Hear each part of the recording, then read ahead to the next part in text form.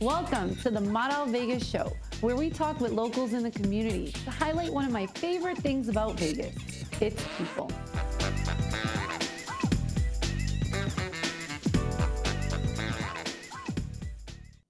Hey everybody, and welcome to the Maral Vegas show on the Vegas Video Network.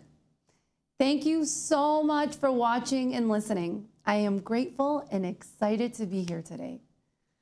What is the Maral Vegas show? Well, it's a place where you'll discover that Vegas is more than the Strip, where we'll meet some cool people and hopefully we'll learn a thing or two. Today's guest, wait for it, is me. Since I am your host, I think it's important for you to get to know me a little better. Everyone has a story, and I want to tell you mine today. Let me take you back to 1987, when I was 8 years old in Pasadena, California. My mother yelled from the kitchen, "Maral, hurry up, you're going to be late for school." I didn't hear her because I was sitting on the toilet, falling asleep. Suddenly, the house started shaking. A 5.9 magnitude earthquake. I was awake now. My mom grabbed me and we huddled underneath the dining room table with my grandparents, as if that was going to save us. We survived, but the earthquake frightened my family so much that they decided to stay with our relatives on the East Coast permanently. Before we started a new life in Worcester, Massachusetts, I was a very energetic kid, always finding creative ways to keep myself busy. I loved entertaining. I had this little tape recorder, and I would record myself singing songs, telling stories, and interviewing everyone. I was obsessed with a show called Star Search. When I was 4 years old, I confidently told my mother that I wanted to be a singer. So my mom bought me a piano to bring my musical side to life. I took lessons and I played in recitals. I was fearless. In Pasadena, I went to a private Armenian school because my mom wanted me to connect my culture and my heritage. I didn't think moving to Massachusetts would really change anything, but actually I was more excited to be with my cousins. It wasn't until my first day in 3rd grade that I felt the magnitude of being in a new place. I was a quirky, bilingual Armenian girl with an accent, first-generation American. There were no other Armenians at this school and a very small number of other minorities. I did not fit. I was bullied, teased, and called all kinds of names like thunder thighs and motor mouth. One day, a boy in my class named Robert slapped my back so hard that I had red marks when I came home from school. I switched schools in the middle of 6th grade after begging my mom, but the bullying didn't end there because junior high was right around the corner. On the school bus, an older girl named Joanne punched me right in the face. No one there did anything about it, including the bus driver. Every day I tried to find ways to cope with the pain, but instead I became rebellious. I understand now that it was my cry out for help. One day, my guidance counselor was scolding me for being disruptive in class. He said I was destined to be a follower and that I would never be a leader when I grew up. Guidance counselor. Did I mention that? I was only 13 years old. The bullying continued into high school. See, your freshman year is supposed to be a fresh start, but mine didn't feel that way. A senior boy named Jamie spread awful rumors about me and left me humiliated and embarrassed. I never told anyone what was happening, and I just continued to be rebellious. I flunked my entire freshman year in high school. I didn't care anymore. And I was sent to live with my uncle and my aunt who would keep a close eye on me. My sophomore, junior, and senior year, I took extra credit classes and summer programs to graduate with my classmates on time. A few years later, I graduated with my BA focused on TV production and then my MBA a few years after that. But even with these accomplishments, I always had a cloud hanging over my head. Even though my family taught me to be strong and not to give bozos like Robert, Joanne, and Jamie my power, it got the best of me. I talked myself down about singing because I didn't think that I was good enough. I never pursued a career in the industries that I was most passionate about. My self-esteem was damaged, and I became so comfortable with the noises in my head telling me that I would never follow my dreams. I was stuck. I carried those feelings into adulthood. The lingering effects of bullying don't go away just because you grow up. I moved to Las Vegas in 2012. Vegas was very different, and it wasn't because of the casinos and the gambling and the bright lights. I know that's what you were thinking. It was a city full of diverse people from all over the world, a city full of trendsetters and outside-the-box thinkers impacting the local scene. There was a sense of community and culture that was unexpected. I met so many warm, kind, and supportive people who were all working towards their dreams. For the first time in my life, I was in a judgment-free zone where my uniqueness and talents were welcomed and celebrated. I was inspired. Being here woke up something inside me, a curiosity, a sense of longing to discover who I was. There was magic in the air, and I couldn't ignore it. I felt hope from seeing others living their truth. One day, I did a Google search, voice lessons in Las Vegas. The Academy of Diva Arts popped up with a phone number for Susan Diane Howell. I called her, and she invited me to her studio for a consultation. She asked me to be prepared with a song to sing.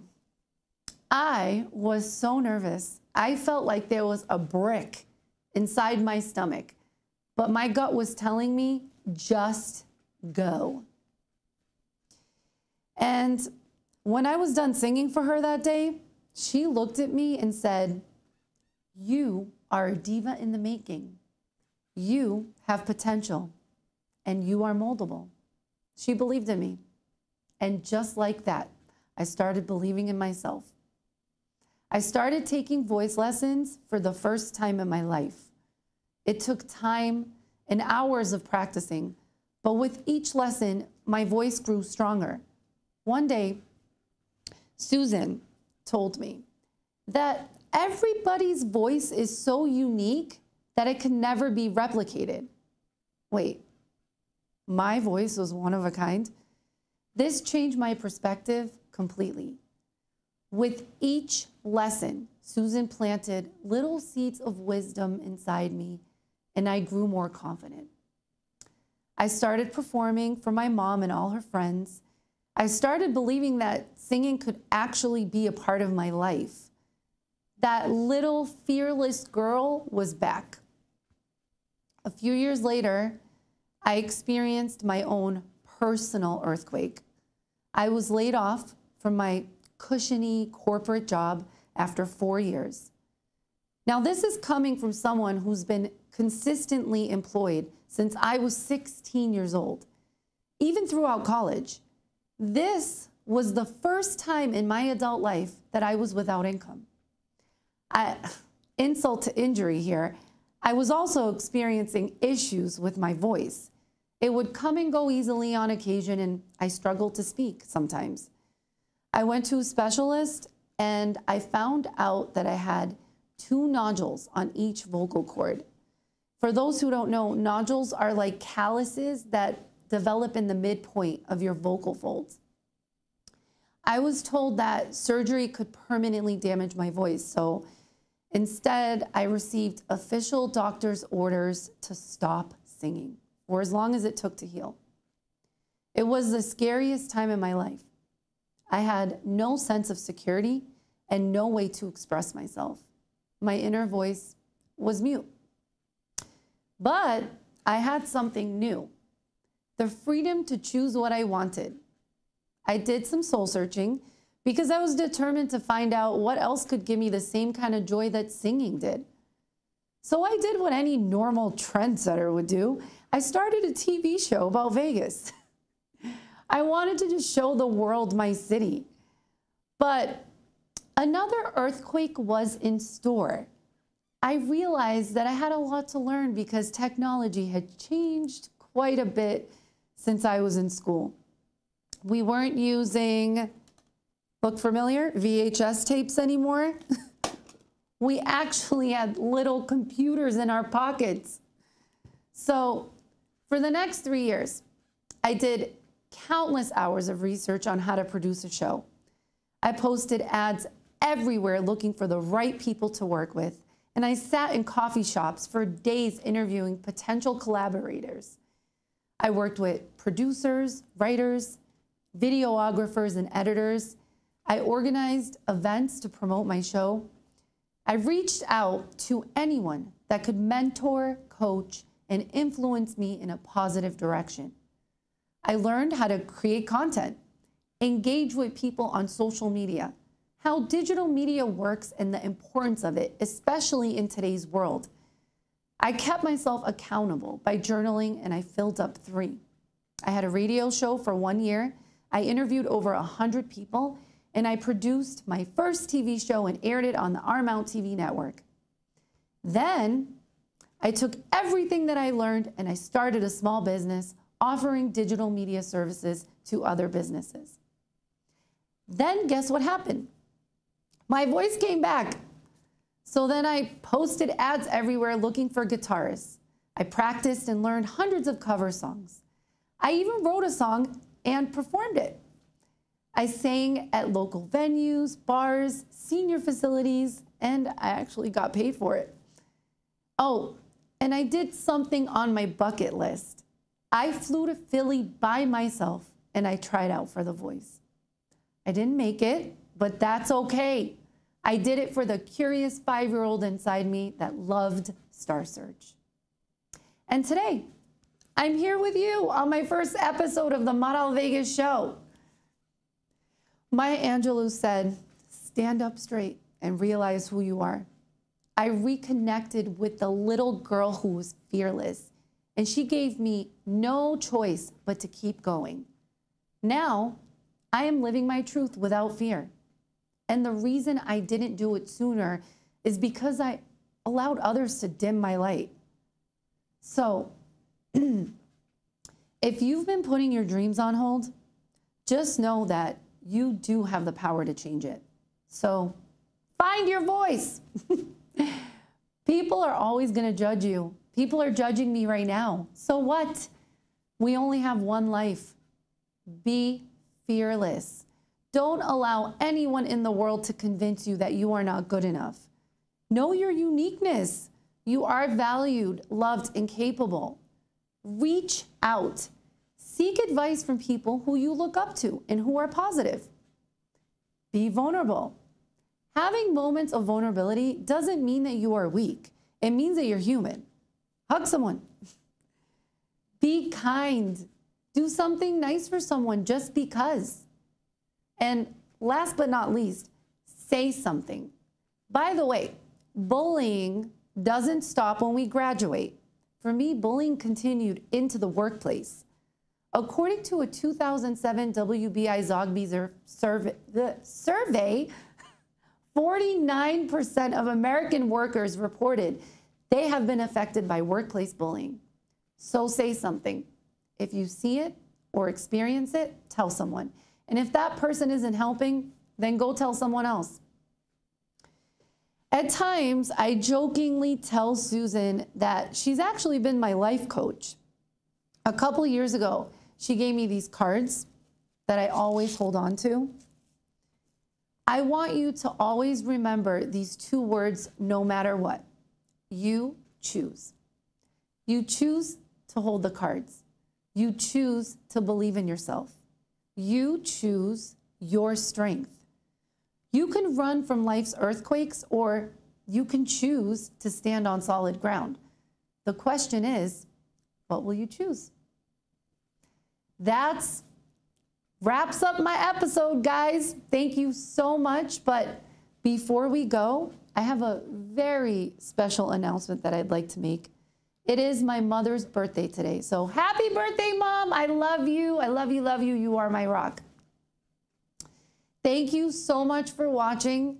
Join me again in August for a new episode of the Maral Vegas Show. Don't forget to follow me on my social media platforms at Maral Vegas to find out more about my show, my guests, and so much more. If you have any questions or comments, please email me at info@maralvegas.com.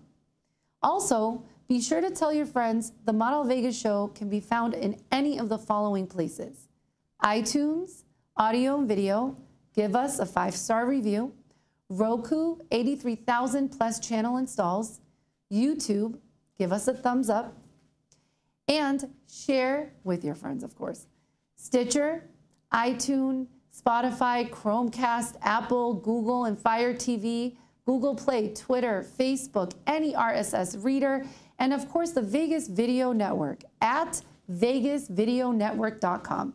See you soon. Thank you. Bye.